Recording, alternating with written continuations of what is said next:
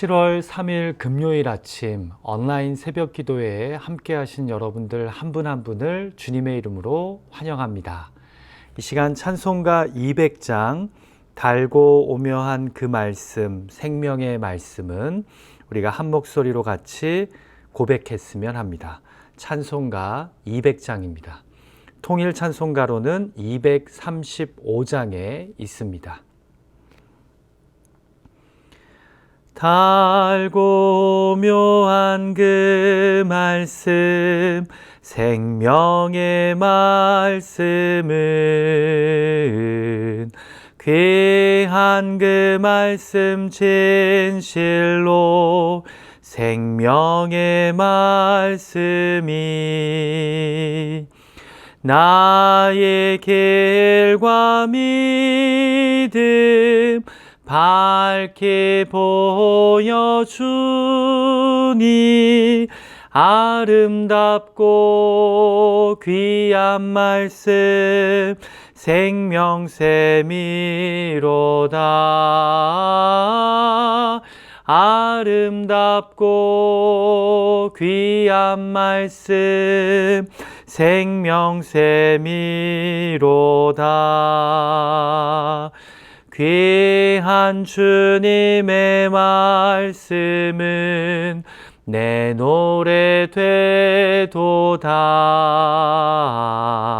모든 사람을 살리는 생명의 말씀을 값도 없이 받아 생명길을 가니 아름답고 귀한 말씀 생명샘이로다. 아름답고 귀한 말씀 생명샘이로다. 널리 울리어 퍼지는 생명의 말씀은 마음의 용서와 평안을 골고루 주나니 다만 예수 말씀 듣고 복을 받네. 아름답고 귀한 말씀 생명샘이로다.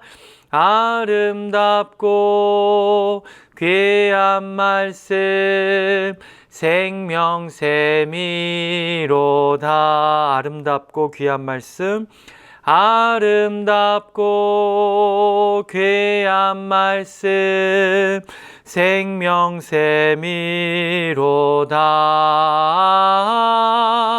아름답고 귀한 말씀 생명샘이로다.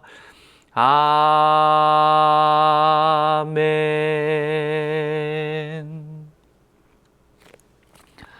이 시간 우리가 하나님 말씀 듣기 전에요, 두 가지 중보기도의 제목을 붙잡고 함께 합심하여 기도했으면 합니다.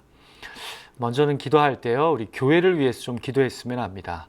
여러분, 이 코비드-19 상황이요, 조금씩 호전되기보다 상황이 계속해서 악화되고 있습니다. 도대체 이런 상황과 이런 시기에 교회다운 교회, 성도다운 성도들의 공동체가 되기 원하는 우리 교회가 어떻게 대처하고 어떻게 신앙의 공동체로 살아가기를 원하시는지 우리가 하나님의 뜻을 진중하게 그리고 겸손하게 물어야 될 때라고 생각합니다. 우리 교회가 이 코비드-19 상황 가운데서도 교회다운 교회, 성도다운 성도가 되는 길을 포기하지 않고 이런 상황에서 오히려 하나님 기뻐하시는 교회의 길을 선택하고 또 걸어갈 수 있는 우리가 되게 해달라고 좀 기도해 주시기를 부탁드립니다. 두 번째로 기도할 때요, 우리 교회 하나님께서 영적 리더들로 세우신 우리 9분의 장로님들, 또 우리 18분의 시무집사님들을 위해서 기도해 주십시오. 성령 충만하게 하시고 이런 코비드-19 상황에서 영적 관리, 신앙 관리를 잘 할 수 있는 우리 지도자들 되게 해주시고, 우리 교회가 건강한 교회가 되는데 귀하게 쓰임받는 일꾼들 되게 해달라고, 지혜와 명철, 덕과 사랑을 더하는 그런 우리 귀한 리더십이 되게 해달라고 여러분들이 기도해 주셨으면 합니다. 같이 두 가지 기도 제목으로 우리가 합심하여 같이 마음 모아 중보하겠습니다. 하나님 아버지, 이 아침 우리들을 온라인 새벽 기도회로 불러 모아 주시고 마음 모아 함께 두 가지 기도 제목을 붙잡고 중보하게 하여 주심을 감사드립니다. 하나님, 한 번도 겪어보지 못한 팬데믹의 시대를 우리가 지나가며 우리 교회가 하나님 기뻐하시는 교회로 깨어있기를 원하고 하나님이 기뻐하시는 교회의 모습을 선택하기를 원합니다. 하나님, 우리 목회자들과 교회 리더십의 지혜를 더하여 주시고, 그래서 한마음 한뜻으로 교회다운 교회, 성도다운 성도들의 공동체가 되는 길을 선택하며 이 시기를 믿음으로 반응하며 잘 헤쳐갈 수 있는 우리 교회가 될 수 있도록 하나님 붙잡아 주시옵소서. 더욱더 말씀 앞에 서게 하여 주시고 더욱더 기도하는 자리로 나아가서 정말 하나님이 이 시기에 우리에게 원하시는 것이 무엇인지, 우리가 어떻게 나아가는 것이 하나님이 기뻐하시는 교회의 모습인지 아버지 하나님 바르게 분별하고 아버지 하나님의 뜻을 쫓아 나아가는 교회가 되도록 성령께서 우리를 붙잡아 주시고 이끌어 주시옵소서. 우리가 지혜롭기를 원합니다. 믿음으로 반응하기 원합니다. 말씀에 순종함으로 대처하기를 원합니다. 하나님 아버지, 이 시간 우리 교회 리더들로 세우신 9분의 시무 장로님들을 위해서 기도합니다. 18분의 시무 집사님들을 위해서 기도합니다. 무엇보다 말씀과 기도의 자리에 나가기를 힘쓰게 하시고 이 코비드-19의 상황에서 신앙 관리, 영적 생활 관리를 잘할 수 있는 우리 장로님들, 집사님들 되어서 오히려 더 성령 충만하고 오히려 더 기도하고 오히려 더 말씀 앞에 무릎 꿇을 수 있는 믿음의 리더들 되게 하여 주시옵소서. 그래서 이들을 통해 우리 교회가 이 코비드-19을 잘 헤쳐가게 하여 주시고 무엇보다 교회다운 교회, 성도다운 성도들의 공동체가 되는 길을 포기하지 않고 나아갈 수 있도록 이들이 헌신하게 하여 주시고 또한 주의 영에 이끌림 받아 섬기고 순종하고 사역하게 하여 주시옵소서. 아버지 하나님, 간절히 기도하오니 하나님이 공급하시는 힘으로 사역하는 귀한 장로님들, 집사님들 되게 하여 주시옵소서. 하나님 아버지, 우리가 한 번도 가보지 않은 길을 걷고 있습니다. 이런 시기와 상황 속에서도 우리가 영적으로 깨어서 하나님이 기뻐하시는 교회, 하나님께서 사용하시는 교회가 되기를 소망합니다. 우리 장로님들, 집사님들, 목회자들 붙잡아 주시고 이 힘든 상황에서도 하나님께 기쁨이 되는 교회가 되고자 바른 선택을 하게 하여 주시고 하나님의 뜻을 쫓아 나아갈 수 있도록 인도하여 주시옵소서. 이 시간 우리가 하나님의 능력의 말씀 앞에 무릎 꿇기 원합니다. 하나님의 말씀은 능히 우리를 살리는 생명의 말씀, 능력의 말씀, 소망의 말씀이 되는 줄 믿습니다. 이 아침 우리들의 마음밭이 좋은 마음밭이 되어서 우리를 향하신 하나님의 말씀에 무릎을 꿇고 귀를 기울여 청종하는 시간이 되도록 성령께서 역사하여 주시옵소서. 예수님의 존귀하신 이름으로 의탁하며 간절히 기도하옵나이다. 아멘. 이 아침 우리에게 주시는 하나님의 말씀 우리가 봉독하겠습니다. 오늘 우리에게 주시는 하나님의 말씀은 베드로전서 2장 1절에서 10절까지의 말씀입니다. 이 말씀을 제가 봉독하겠습니다. 베드로전서 2장 1절에서 10절의 말씀입니다. 그러므로 모든 악독과 모든 기만과 외식과 시기와 모든 비방하는 말을 버리고 갓난아기들 같이 순전하고 신령한 젖을 사모하라. 이는 그로 말미암아 너희로 구원에 이르도록 자라게 하려 함이라. 너희가 주의 인자하심을 맛보았으면 그리하라. 사람에게는 버림바가 되었으나 하나님께는 택하심을 입은 보배로운 산돌이신 예수께 나아가 너희도 산돌같이 신령한 집으로 세워지고 예수 그리스도로 말미암아 하나님이 기쁘게 받으실 신령한 제사를 드릴 거룩한 제사장이 될지니라. 성경에 기록되었을 때 보라 내가 택한 보배로운 모퉁이 돌을 시온에 두노니 그를 믿는 자는 부끄러움을 당하지 아니하리라 하였으니 그러므로 믿는 너희에게는 보배이나 믿지 아니하는 자에게는 건축자들이 버린 그 돌이 모퉁이의 머릿돌이 되고 또한 부딪히는 돌과 걸려 넘어지게 하는 바위가 되었다 하였느니라. 그들이 말씀을 순종하지 아니함으로 넘어지나니 이는 그들을 이렇게 정하신 것이라. 그러나 너희는 택하신 족속이요 왕 같은 제상들이요 거룩한 나라요 그의 소유가 된 백성이니 이는 너희를 어두운 데서 불러내어 그의 기이한 빛에 들어가게 하신 이의 아름다운 덕을 선포하게 하려 하심이라. 너희가 전에는 백성이 아니더니 이제는 하나님의 백성이요 전에는 긍휼을 얻지 못하였더니 이제는 긍휼을 얻은 자니라. 아멘. 자, 고난 가운데 있는 그리스도인들을 향한 사도 베드로의 권면은 계속됩니다. 어제 본문에서 비록 고난 가운데 있더라도 오히려 마음의 허리를 동이고 정신을 바짝 차리라고, 이런 때일수록 거룩한 행실과 구별된 삶을 추구하며 서로를 더욱 뜨겁게 사랑해야 한다고 권면한 베드로는요, 이제 오늘 본문에서 어제 말씀에 이어서 고난 가운데 말씀의 중요성을 이야기합니다. 같이 오늘 본문 1절과 2절 말씀을 볼까요? 그러므로 모든 악독과 모든 기만과 외식과 시기와 모든 비방하는 말을 버리고 갓난 아이들같이 순전하고 신령한 젖을 사모하라. 이는 그로 말미암아 너희로 구원에 이르도록 자라게 하려 함이라. 자, 본문이 그러므로 라고 시작하죠. 어제 본문 마지막 24절과 25절에서 모든 육체는 풀과 같이 마르고 꽃과 같이 떨어지되 오직 주의 말씀은 세세토록 영원하다고 말씀했습니다. 자, 그러므로 갓난 아이들 같이 순전하고 신령한 젖을 사모하랍니다. 그럼 여기서 순전하고 신령한 젖이란 무엇일까요? 바로 주의 영원한 말씀입니다. 앞에서도 주의 말씀이 거듭나게 했다고 했는데 지금은 2절에서 뭐라고 말씀합니까? 그로 말미암아, 이 신령한 젖으로 말미암아 너희로 구원에 이르도록 자라게 한답니다.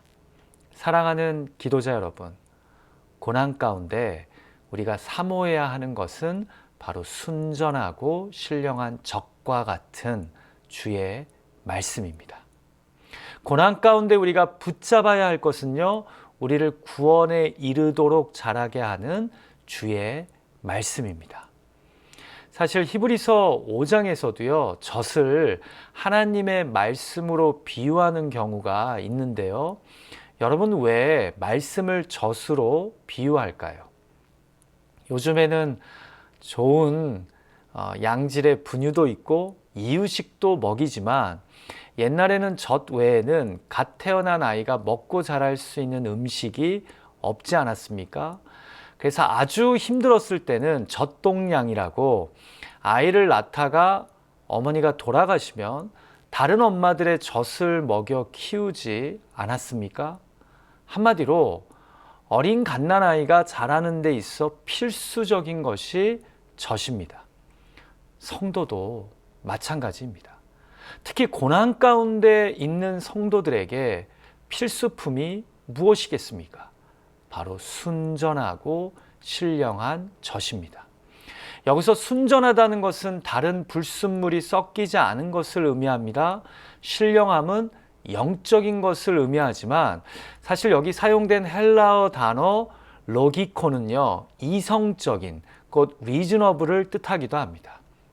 그러니까 우리가 고난 가운데 있을수록 순전하고 이성적인 말씀을 간절히 사모함으로 이 고난을 헤쳐가야 한다는 겁니다.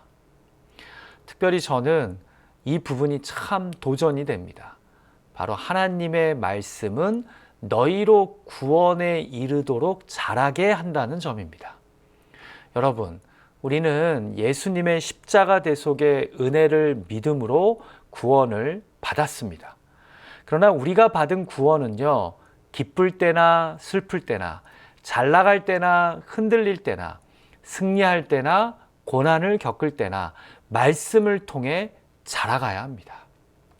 사탄은 우는 사자와 같이 우리의 구원을 흔들고 의심하게 만들 것입니다. 그럴 때 우리의 이미 받은 구원을 끝까지 지켜주고 완성시켜 주는 것은 바로 하나님의 말씀입니다. 저는 신앙생활을 하면 할수록 깨닫습니다. 말씀을 가까이 하지 않고서는, 아니 말씀에 이끌림 받지 않고서는 우리가 살 수 없습니다. 성도의 삶을 결코 온전히 감당할 수 없습니다. 어린아이가 엄마의 젖을 간절히 사모하듯이 우리도 영원한 말씀을 끊임없이 사모해야 합니다. 지금 코비드-19으로 솔직히 우리의 예배 생활, 말씀 생활이 흔들리고 있지 않습니까? 결국 이 영적 실현에서도요, 말씀을 붙잡고 순전하고 신령한 젖을 취하는 자가 구원에 이르도록 자랄 것입니다. 말씀 없이 신앙은 자랄 수도 고난을 헤쳐갈 수도 없는 것입니다. 자, 그러면서 이제 4절부터 8절의 말씀을 통해 산돌이 되시는 예수 그리스도에 대해 말씀합니다. 자, 1장에서는 고난 가운데 산 소망, 리빙 홉이 되시는 예수 그리스도를 바라보라고 했는데요. 이제는 고난 가운데서 산 돌, 곧 리빙 스톤 대신 예수님께 나아가랍니다. 본문을 보면 크게 두 가지 의도가 있는데요. 첫 번째는 당시 건축물의 구조처럼 이 리빙 스톤을 기초로 삼아 신령한 집으로 세워져 성도 한 사람 한 사람이 신령한 제사를 드릴 영적 제사장이 되어야 한답니다. 누구를 기초로 삼아서요? 산돌이신 예수님을 기초로 삼아서요. 같이 본문 4절과 5절 말씀을 볼까요? 사람에게는 버림바가 되었으나 하나님께는 택하심을 입은 보배로운 산돌이신 예수께 나아가 너희도 산돌같이 신령한 집으로 세워지고 예수 그리스도로 말미암아 하나님이 기쁘게 받으실 신령한 제사를 드릴 거룩한 제사장이 될지니라. 자, 그러니까 이들이 하나님이 기뻐하실 신령한 집으로 세워지려면, 곧 신령한 제사를 드릴 거룩한 제사장이 되려면 이 산돌이신 예수님께 기대야 한답니다. 왜 예수님에게 기대어 신령한 집, 거룩한 제사장이 되어야 하는지는 뒤에 9절과 10절 말씀에서 이야기할 것입니다. 자, 두 번째, 리빙 스톤이신 예수님께 나아가야 하는 이유는요, 바로 이 돌이 믿는 자에게는 보배로운 모퉁이 돌, 곧 코너스톤이 되어서 이들로 부끄러움을 당치 않게 하는 든든한 기초석이 될 것이랍니다.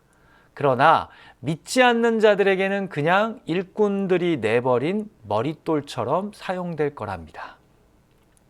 이 6절에 부끄러움을 당하지 않는다는 말은요, 결코 무너지지 않는 돌이 될 거라는 겁니다.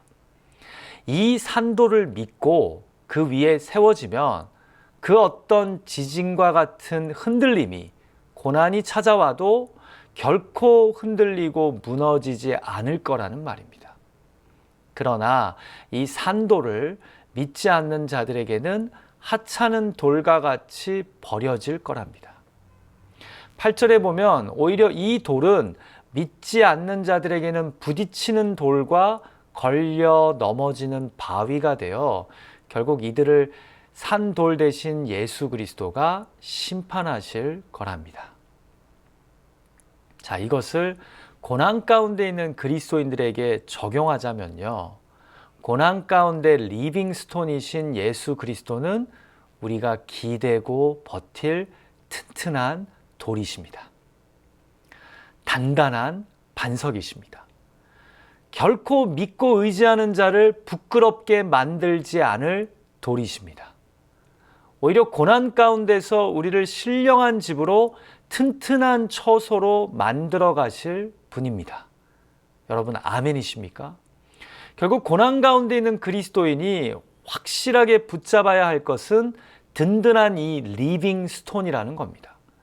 이분에게 기대어서 세워지면 오히려 고난 가운데서 하나님이 기뻐하시는 거룩한 제사장으로 세워질 거랍니다. 여러분, 조개가 어떻게 진주를 만들어내는 줄 아십니까? 책을 보니까 바다에 사는 조개가 외부의 이물질로 인해서 상처를 입게 되면요, 그 들어온 이물질을 녹여 없애기 위해 체내에서 강력한 화학 물질을 내뿜는다고 합니다. 이 화학 물질이 쌓여서 굳어지면 영롱한 진주를 만들어내는 것입니다. 결국 아이러니하지만 상처 입은 조개가 진주를 만드는 것입니다. 지금 사도 베드로는 그리스도인들에게 내가 비록 고난을 받고 있어도 산돌이신 예수 그리스도에게 나아오면 오히려 신령한 집으로 신령한 제사를 드리는 거룩한 제사장으로 빚어지게 될 것이랍니다. 무엇을 통해서요? 이 고난을 통해서 말입니다. 왜냐하면 믿지 않는 자들에게 이 돌은 부딪히고 걸려 넘어지게 하는 돌이지만 믿는 자들에게는 보배로운 기초석이 되기 때문입니다. 저와 여러분도 오히려 흔들리고 무너질 것 같은 삶 가운데서 산돌이 되시는 예수 그리스도께 나아감으로 신령한 집으로 세워지시기를 주님의 이름으로 축원합니다. 상처 입은 조개가 진주를 만들어내듯 고난을 통해 오히려 거룩한 제사장으로 세워지기를 간절히 소망합니다. 자, 그럼 이제 하나가 남았죠. 도대체 고난 가운데서 리빙스톤인 예수님을 통해 거룩한 제사장이 되어야 하는 이유는 무엇입니까? 같이 오늘 본문 9절과 10절을 읽을까요? 그러나 너희는 택하신 족속이요 왕같은 제사장들이요 거룩한 나라요 그의 소유가 된 백성이니 이는 너희를 어두운 데서 불러내어 그의 기이한 빛에 들어가게 하신 이의 아름다운 덕을 선포하게 하려 하심이라. 아멘. 자, 여기서는 택하신 족속, 왕같은 제사장, 거룩한 나라, 그리고 그의 소유된 백성이라고 총 4개의 다른 호칭으로 그리스도인을 표현합니다. 택하신 족속과 거룩한 나라, 그의 소유된 백성은요, 신구약 시대의 유대인이나 그리스도인들에게는 매우 익숙한 표현일 수 있습니다. 그런데 왕같은 제사장은 매우 독특한 표현입니다. 이것은 예수 그리스도에게나 사용될 수 있는 호칭입니다. 근데 지금 고난 가운데 있는 그리스도인들을 향해 너희가 왕같은 제사장이라고 말하고 있는 것입니다. 그리고 또 앞에 5절 말씀에서 뭐라고 했습니까? 산돌이신 예수 그리스도를 통해 우리가 거룩한 제사장이 된다고 말씀했습니다. 왜요? 방금 답이 나왔잖아요. 이를 통해 우리를 어두운 데서 불러내어 그의 기이한 빛에 들어가게 하신 이의 아름다운 덕을 선포하게 하기 위함이랍니다. 여러분, 제사장이란 보통 하나님과 그 백성 사이의 중재자의 역할을 합니다.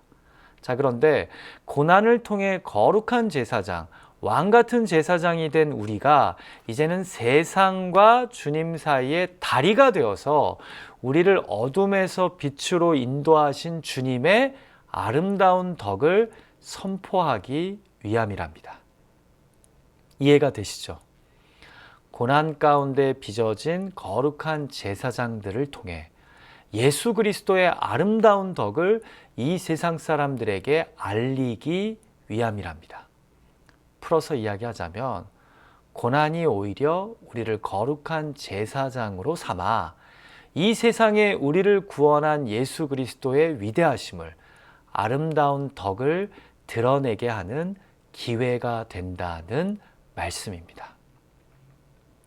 여러분, 이것은 고난에 대한 매우 역발상적인 이해요 접근입니다. 우리는 보통 고난을 겪으면 우리만 생각합니다. 지금 이 코비드-19을 겪으면서도 우리는 상당히 이기적이고 자기 중심적인 성향을 보이고 있습니다. 불안하고 두렵기 때문입니다. 그런데 베드로전서는 고난이 오히려 우리를 거룩한 제사장으로 만들어주며 이 세상에 예수 그리스도의 아름다운 덕을 선포하게 만드는 계기가 될 것이랍니다. 내가 어려움을 겪는데 이 어려움이 오히려 하나님께 영광이 되고 예수 그리스도를 알리는 기회가 될 것이랍니다. 사랑하는 기도자 여러분, 우리도 고난을 겪으면서 이런 역발상이 필요합니다. 고난이 주는 피해와 어려움만 생각하지 말고 이 고난이 줄 유익을, 선을 생각해야 합니다. 은근히 기대가 되시지 않습니까? 도대체 어떻게 고난이 합력하여 선을 이루는, 우리가 거룩한 제사장이 되어 예수 그리스도의 아름다운 덕을 세상에 알리는 기회가 되는지 말입니다. 그 내용은 이제 내일 본문인 2장 11절부터 본격적으로 시작됩니다. 같이 기도하죠. 하나님 아버지, 고난 가운데 있는 자들을 향해 오늘 귀한 베드로전서의 말씀을 통해 우리가 산돌이신 든든한 반석이신 예수 그리스도께로 나아가야 함을 깨닫게 해주셔서 감사합니다. 우리가 산돌이신 예수님께 나아가면 오히려 하나님이 기뻐하시는 신령한 집으로, 거룩한 제사장으로 빚어지게 될 거라고 말씀하여 주심을 감사드립니다. 그리고 거룩한 제사장이 되어 오히려 고난 가운데 예수 그리스도의 구원의 아름다운 덕을, 예수 그리스도의 위대하심을 우리가 전할 수 있음을 깨닫게 해주셔서 감사합니다.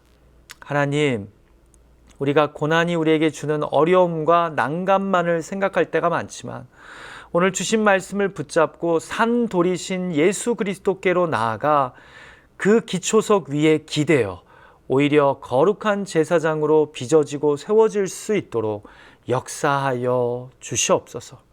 그래서 고난을 통해 예수 그리스도의 아름다운 덕을 선포할 수 있는 우리의 가정, 일터, 교회, 관계되게 하여 주시옵소서. 그리고 주님, 이렇게 어렵고 힘든 때일수록 갓난아이가 신령한 젖을 사모하듯이 우리가 하나님의 말씀을 사모하기 원합니다. 이 말씀을 붙잡고 고난을 헤쳐가기 원합니다. 이 말씀에 이끌림 받아 고난을 승리하며 나가기를 원합니다. 오 주님, 우리를 붙잡아 주시고 말씀의 지배를 받는 우리의 고난받는 삶 되게 하여 주시옵소서.